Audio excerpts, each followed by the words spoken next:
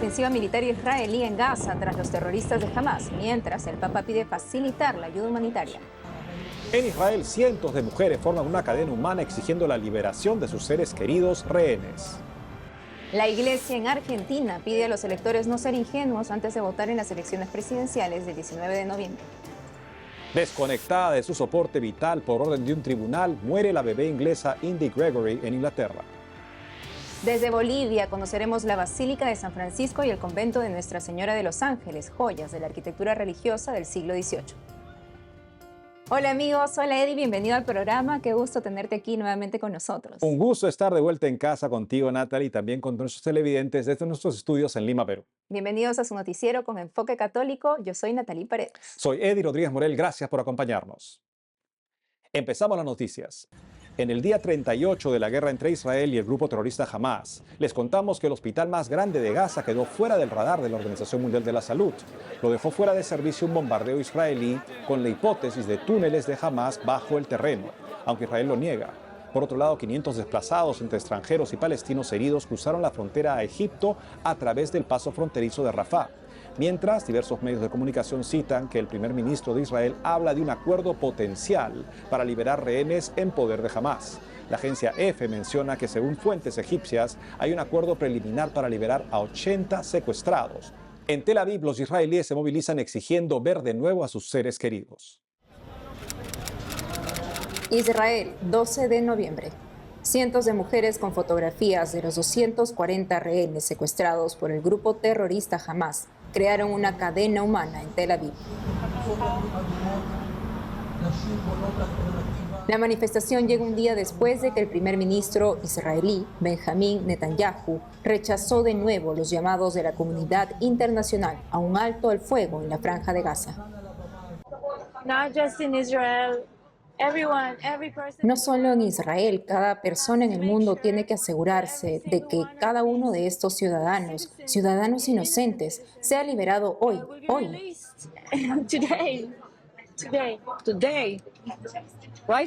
Hoy, ahora mismo.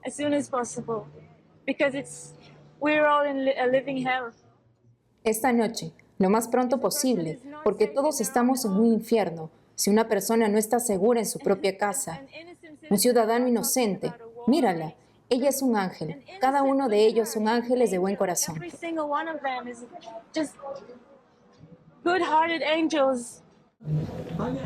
La iniciativa fue organizada por el Grupo de Defensa de los Derechos de las Mujeres, construyendo una alternativa que solía protestar contra el plan de reforma judicial del gobierno israelí.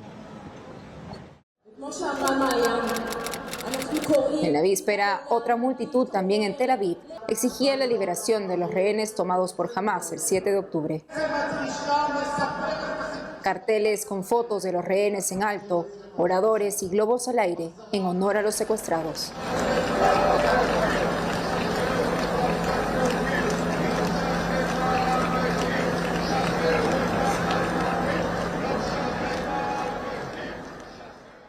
El Papa Francisco sigue los pormenores de la guerra en Tierra Santa. Escuchemos su pedido durante el Ángelus de este domingo. Mi pensamiento se dirige cada día a la gravísima situación en Israel y Palestina. Estoy cerca de todos los que sufren, palestinos e israelíes. Los abrazo en este momento oscuro y rezo mucho por ellos. Que cesen las armas, que nunca traerán la paz y que no se amplíe el conflicto. Basta, basta, hermanos, basta. Basta, fratelli, basta. En Gaza, que se socorra inmediatamente a los heridos, que se proteja a los civiles, que llegue mucha más ayuda humanitaria a esa población exhausta. Liberad a los rehenes, entre los que hay muchos ancianos y niños. Todo ser humano, ya sea cristiano, judío, musulmán, de cualquier pueblo o religión, todo ser humano es sagrado, es precioso a los ojos de Dios y tiene derecho a vivir en paz. No perdamos la esperanza, recemos y trabajemos incansablemente para que el sentido de humanidad prevalezca sobre la dureza de los corazones. La Iglesia en Argentina pide a los electores no ser ingenuos antes de votar en las elecciones presidenciales del 19 de noviembre. Sobre esto y más informa nuestro corresponsal Matías Boca. se llevó a cabo la 123 Asamblea Plenaria de la Conferencia Episcopal Argentina en la Casa de Retiros El Cenáculo de la localidad bonaerense de Pilar. Compartimos lo que aconteció. Uno de los temas principales que se abordó durante el plenario episcopal fue el camino sinodal de la Iglesia. Los obispos que participaron en Roma de la Asamblea Sinodal compartieron lo vivido y trabajaron en un discernimiento comunitario, además de evaluar cómo concretar en la Iglesia argentina el texto de la síntesis que fue elaborada y difundida al finalizar el encuentro sinodal junto al Papa Francisco. También dedicaron un tiempo especial al trabajo relacionado con la pastoral juvenil y las vocaciones. Además, peregrinaron al santuario de Luján, celebrando una misa por la patria. Para finalizar, los prelados le enviaron una carta al Papa Francisco, expresando el deseo propio y del pueblo argentino de que visite pronto el país. A todos nos hará mucho bien tu cercanía y bendición en estos tiempos difíciles, expresaron en la misiva firmada por el presidente de la Conferencia Episcopal Argentina, Monseñor Oscar Ojea, obispo de San Isidro. El trabajo, la oración, la fraternidad, una vez más nos reúne como obispos de la Argentina, servidores de nuestro pueblo. Y queremos que la Virgen, de un modo muy especial en este tiempo, nos bendiga y bendiga a nuestra patria bajo su amparo en este tiempo que estamos viviendo. Entre otras noticias, hay una gran expectativa aquí, en la República Argentina, por el próximo balotaje que va a estar definiendo quién será el presidente de los argentinos. A raíz de esto, la Pastoral Social de la Arquidiócesis de Córdoba, a través de un comunicado, llama a la reflexión y al compromiso para poder elegir con libertad y conciencia. El próximo 19 de noviembre se elegirá presidente de la Nación. Por tal motivo, la Pastoral Social de la Arquidiócesis de Córdoba vuelve a estimular la reflexión y el compromiso con un mensaje titulado Balotage, elegir con razón. La Pastoral Social anima a aprovechar este tiempo para informarnos de fuentes plurales y objetivas, para procurar conocer mejor las propuestas, las plataformas políticas, las trayectorias y las acciones de los candidatos, lo que dicen y lo que hacen. Este es un tiempo para analizar racionalmente, valorar críticamente y procurar objetivar sobre la realidad, intentando un análisis sereno, donde la pasión no nuble la razón. El mensaje de la Pastoral Social cordobesa concluye animando a no perder la esperanza y con la clara conciencia de no ser ingenuos frente al momento duro que vivimos, poner lo mejor de nosotros como lo hicieron tantos héroes de la patria, como lo hacen tantos ciudadanos día a día. Para nosotros los cristianos es muy importante poder involucrarnos con la sociedad, con la comunidad. Estamos en un contexto difícil y elegir es un acto de ciudadanía muy importante. Para finalizar con la información, el cardenal Eduardo Pironio será proclamado beato. El Papa Francisco aprobó el pasado miércoles 8 de noviembre el decreto de la Congregación para las Causas de los Santos que reconoce el milagro atribuido al venerable cardenal argentino Eduardo Francisco Pironio, nacido en 1920 en la localidad bonaerense de 9 de julio y falleció en Roma en 1998. Fue obispo auxiliar de La Plata y luego obispo residencial de Mar del Plata. Durante un tiempo fue además secretario y luego presidente del Consejo Episcopal Latinoamericano. Más tarde, San Juan Pablo II lo designó presidente del Consejo Pontificio para los Laicos, desde el que promovió las Jornadas Mundiales de la Juventud. Su servicio fue siempre de un pastor animador en la vida de una iglesia pascual, de una iglesia servidora, de una iglesia de los pobres, una iglesia de esperanza. Cabe destacar que la ceremonia de beatificación se llevará a cabo en la Basílica de Luján el próximo 16 de diciembre. Desde Buenos Aires, Matías Boca, EWTN Noticias. En un reciente informe crítico sobre Nicaragua, la Comisión Interamericana de Derechos Humanos señala la persecución a los opositores al gobierno de Daniel Ortega mediante lo que llama un Estado policial, con los poderes públicos subordinados al Poder Ejecutivo. Desde otros foros internacionales también hay presión en favor del encarcelado obispo Rolando Álvarez. Veamos qué está pasando. Me permiten darles un abrazo, no preciso ni decir. Libertad para Monseñor Rolando Álvarez fue el llamado de Irene Khan, relatora de la ONU para la Libertad de Expresión, y de su homóloga para la libertad religiosa, Nasila Ganea. En un comunicado expresaron su preocupación por las condiciones en las que está el obispo de Matagalpa. Estas contravienen en forma grave los principios mínimos para el trato digno de un prisionero, detallan. Estamos profundamente preocupados por los patrones sistemáticos de acoso contra miembros de la Iglesia Católica.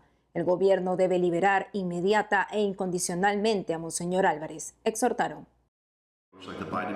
El senador republicano por Missouri, Eric Schmidt, también se unió para exigir información sobre el obispo nicaragüense. Envió una carta pidiendo la protección para los católicos ante la persecución del régimen de Daniel Ortega. Señaló que como católico y firme defensor de la libertad religiosa, persistirá en encontrar formas de garantizar que los católicos estén protegidos de la persecución en Nicaragua e instará a la administración Biden a hacer lo mismo. Porque no dejaron Este 19 de noviembre, Nicaragua se retira de la Organización de Estados Americanos porque acusa de injerencia a este foro político internacional. Lo que es importante destacar que con base en los criterios emitidos por la Corte Interamericana de Derechos Humanos, la denuncia de la Carta de la OEA no exime a Nicaragua de sus demás obligaciones legales, particularmente en lo que respecta a los tratados interamericanos de derechos humanos ratificados y no denunciados. Además, se enfatiza que Nicaragua sigue obligada a respetar los derechos humanos fundamentales consagrados en normas consuetudinarias y principios generales del derecho internacional. El señor Ortega es el que a los sacerdotes los ha estado correteando. ¿A quién hemos visto? ¿Qué otros dictadores llegan a esta locura? El señor Ortega es el que declara apátridas. No, señor Ortega. No se va a ir tan fácil de la defensa de los derechos humanos en el continente. No va a ser tan simple. No debe ser tan simple. Y si fuera tan simple, hablaría muy mal de nosotros. La Comisión Interamericana de Derechos Humanos, creada por la OEA, publicó este mes el crítico informe titulado Cierre del espacio cívico en Nicaragua, un análisis de las acciones de la dictadura contra sus opositores. Me permiten darles un abrazo, no preciso ni decir. Este lunes en la madrugada falleció en Reino Unido la bebé inglesa Indy Gregory de 8 meses que padecía una enfermedad terminal. Su agonía empezó el sábado 11 de noviembre cuando fue desconectada del soporte vital tras una decisión judicial contraria a la voluntad de sus padres. El 6 de noviembre el gobierno de Italia le concedió a la niña la nacionalidad italiana y acordó cubrir los gastos de su tratamiento en el Hospital Pediátrico del Vaticano, Bambino Gesù. Pero la medida fue rechazada por la corte inglesa. Los padres de la bebé dijeron estar molestos, con el corazón roto y avergonzados. El Papa mostró su apoyo y se unió en oración por Indy, bautizada por sus padres no creyentes, el 22 de septiembre. Hacemos una pausa y al volver, desde Bolivia conoceremos la Basílica de San Francisco y el convento de Nuestra Señora de los Ángeles, joyas de la arquitectura religiosa del siglo XVIII. Además, hoy es la fiesta de Santa Francisca Cabrini, consagrada al servicio de los migrantes. Regresamos con más noticias con Enfoque Católico.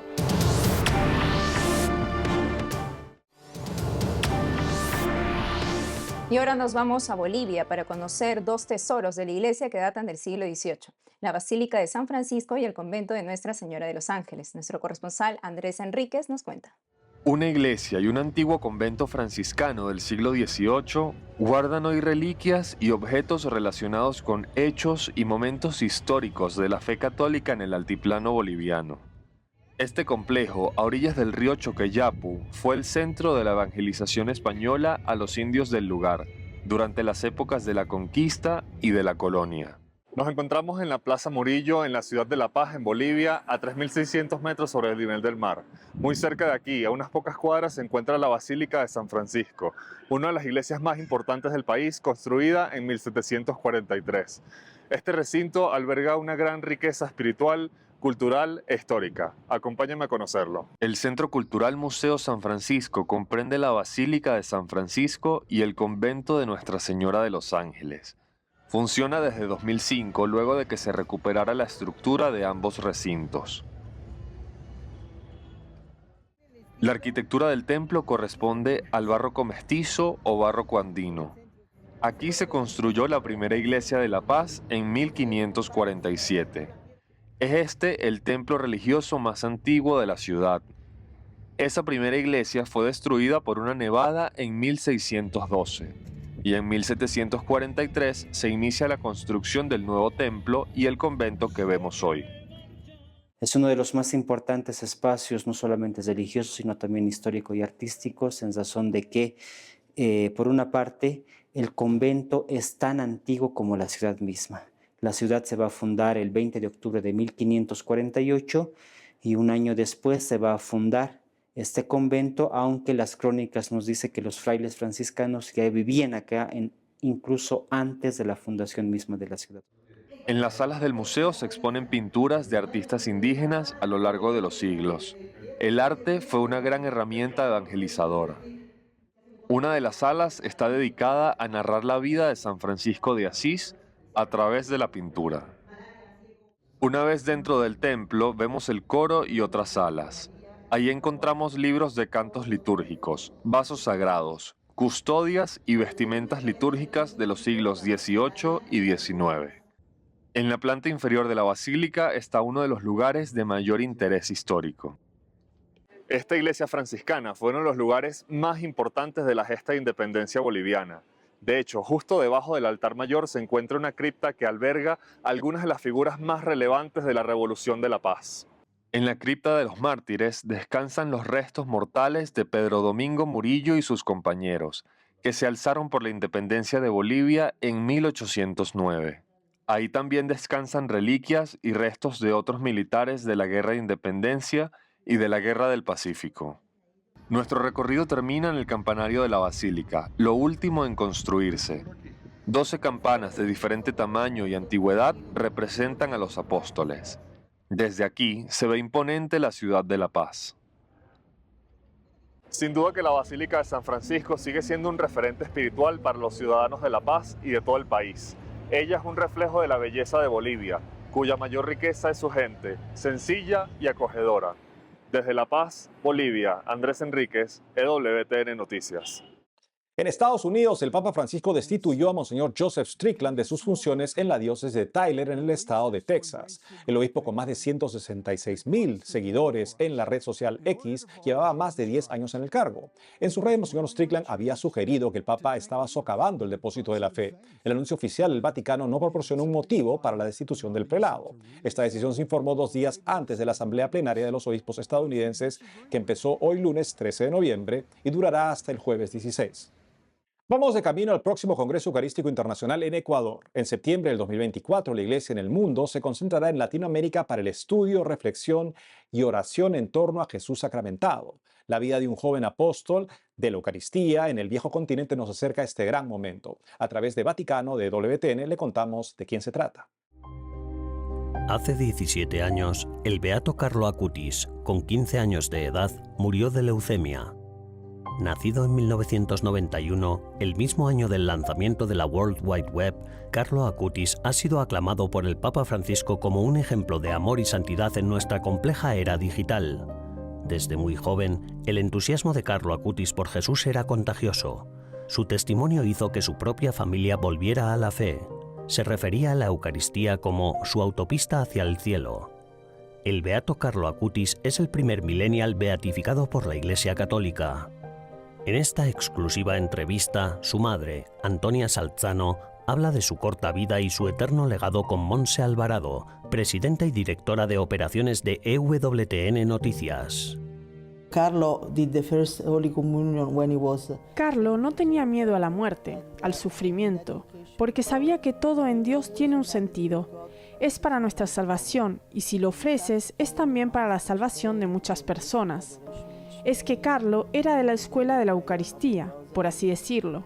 Para él, el centro de todo era la Eucaristía. Hizo la primera comunión a los 7 años y ahí mismo dejó escrito: estar siempre unido a Dios. Este es mi programa de vida. Empezó a ir a misa todos los días, a hacer adoración eucarística todos los días, rezaba el rosario a diario y también leía la Biblia. Para Carlo, la Biblia era como una brújula. Comenta que hizo la primera comunión muy joven. También empezó a dar catequesis a los 11 años. Probablemente porque era un pequeño genio, sobre todo para la informática. A los 9 años empezó a leer y a estudiar un libro que fuimos a comprar en la Facultad de Ingenieros de Milán, en la Facultad de Ingenieros Informáticos.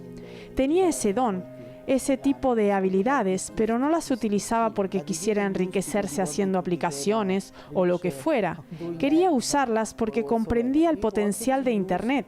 Sabía que tenía una capacidad de evangelización fantástica.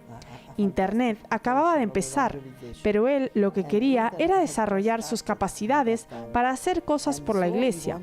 Y una de las cosas que hizo fue una exposición suma que itinerara por todo el mundo, especialmente la de los milagros eucarísticos.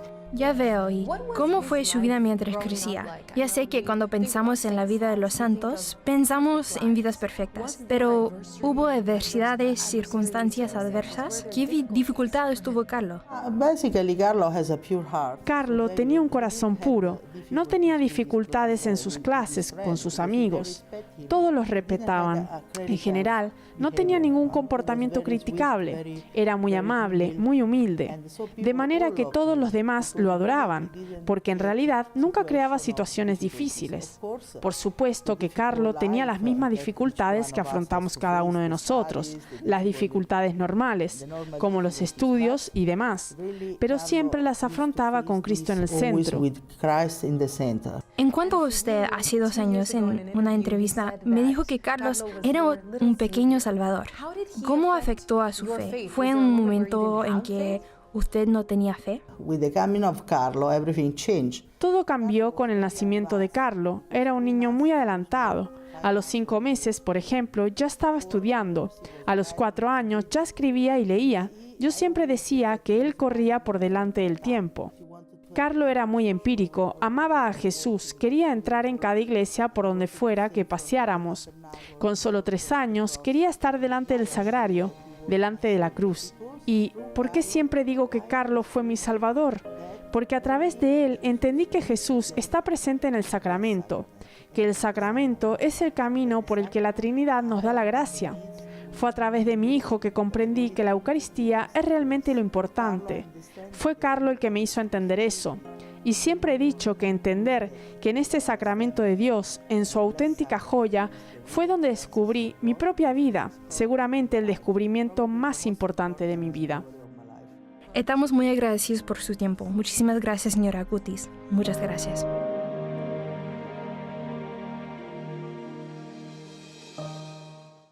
Cada 13 de noviembre la Iglesia celebra una religiosa excepcional cuya vida estuvo consagrada al servicio de los inmigrantes, Santa Francisca Javiera Cabrini. Desde Ecuador, el padre Juan Carlos Vázquez, director de diezminconjesus.net, nos cuenta más de esta gran santa. Escuchemos.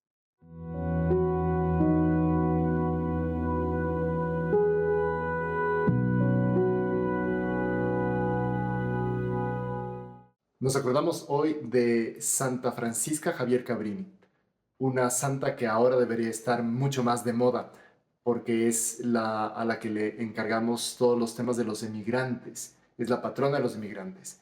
Ella misma, que nació en 1850, emigrará a los Estados Unidos, aunque pertenecía a una familia acomodada, en realidad se va para ayudar también allá, y de hecho será la primera ciudadana estadounidense en ser canonizada, porque el gobierno le concede la nacionalidad y ella luego será la primera estadounidense canonizada. Su instituto se dedica sobre todo a tratar a emigrantes y varios papas tuvieron muchísima delicadeza con ella y sabían ese prestigio tan grande en ese trabajo tan querido por nuestro Señor, el tratar bien a los emigrantes. Me parece que estamos viviendo una época de la historia en la que esto vuelve a tener una relevancia muy grande. Y el Señor, en el Antiguo Testamento, se lee muy claramente cómo tenemos que tratar a la persona que emigra, a los que no tienen nada, a los que son como transeúntes. Y tenemos que tener esa delicadeza. En todos nuestros países tenemos un flujo migratorio bastante grande y tenemos que ser especialmente delicados con esa gente.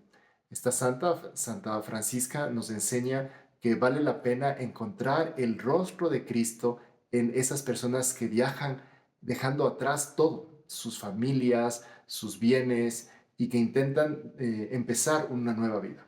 Que intentemos nosotros también luchar por ser más delicados, ayudar en todo lo que pidamos con nuestros hermanos, los emigrantes, como nos está pidiendo ahora el Papa Francisco.